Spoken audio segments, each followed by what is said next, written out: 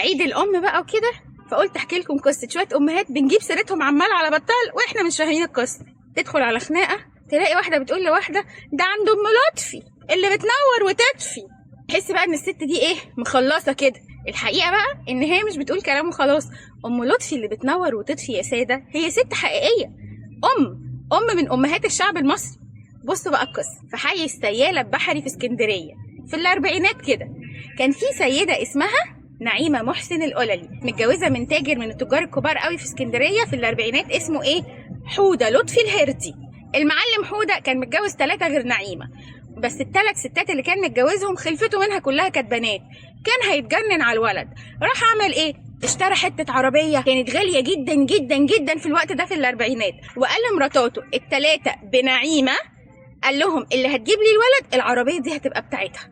في الوقت ده ما كانش في ست عندها عربيه اصلا. نعيمه محسن القللي لانها ست شريره وان كيدهن عظيم قررت تجيب له الولد، هتتشقلب وتجيب له الولد. عملت ايه، راحت لدايه في اسكندريه اسمها ام حسن واتفقت معاها وعملت معاها خطه شريره قوي.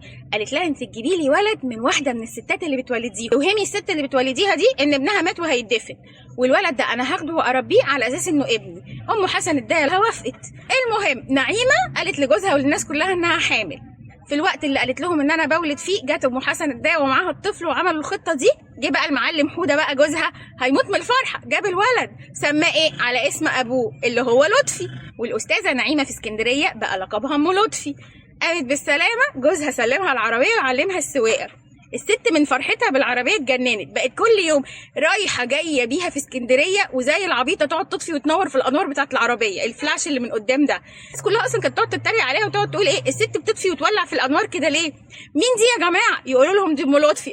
ام لطفي اللي بتنور وتطفي. تنور وتطفي في ايه، انوار العربيه. لحد ما ام لطفي اللقب ده اتثبت عليها وبقت ام لطفي اللي بتنور وتطفي. طبعا ما حدش مركز معايا وبتفكروا في ام حسن الدايه والخطه الشريره. احب اطمنكم واقول لكم ان ام حسن لما حست ان هي قربت تموت ضميرها صحي، راحت عملت ايه، راحت اعترفت باللي عملته لحوده لطفي الهردي ابو لطفي اللي هو مش ابنه، وحكت على اللي حصل وخدت جزائها. وام لطفي اللي بتنور وتطفي خدت جزائها. بس استمرت معانا القصه الاجيال واجيال ان ام لطفي بتنور وتطفي. كل سنه وانت طيبه يا ام لطفي.